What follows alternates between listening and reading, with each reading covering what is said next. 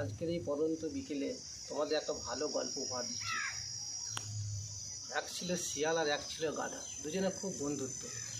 একদিন বিকেলবেলায় গাধা মাঠে সবুজ রঙের কচি কচি ঘাসগুলো খাচ্ছে, আর পাশ দিয়ে শিয়াল যাচ্ছে। তখন শিয়াল বললো, তুমি সবুজ রঙের ঘাসগুলো কি সুন্দর খাচ্ছ। গাধা বললো, আমি সবুজ রঙের ঘাস খাবো কেন, আমি তো নীল রঙের ঘাস খাচ্ছি। শিয়াল বললো, না তুমি সবুজ রঙের ঘাস খাচ্ছ। গাধা বললো, আমি নীল রঙের ঘাস খাচ্ছি। এই নিয়ে দুই বন্ধু বলে জোর তর্ক, কিছুতেই কেউ হারবে না।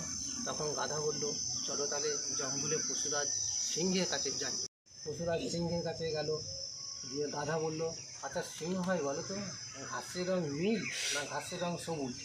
সিংহ বলল, তুমি কি বলেছো। গাধা বললো, আমি বলেছি ঘাসের রং নীল, আর শিয়াল পণ্ডিত বলেছে ঘাসের রং সবুজ। তখন সিংহ বলল, তুমি ঠিকই বলেছো, ঘাসের রং নীল, ঘাসের রং সবুজ হবে কেন।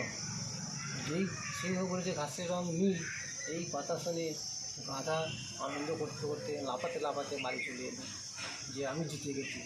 কিছুক্ষণ পর শিয়াল সিংহকে বললে, তোমার কী সুবিচার হলো, ঘাসের রং তো সবুজ, আর তুমি ঘাসের রং নীল বলে গাধাকে জিতিয়ে দিলে কেন। তখন সিংহ শিয়ালকে বলল, ঘাসের রং সবুজ তুমিও জানো, আমিও জানি, তাই তুমি মূর্খ গাধার সঙ্গে তর্ক করতে গেছিলাম না, তার জন্য তোমার আমি সাজা দিলাম। সুতরাং যে বুঝবে না তাকে কখনোই বোঝাতে যাবে না। ধন্যবাদ।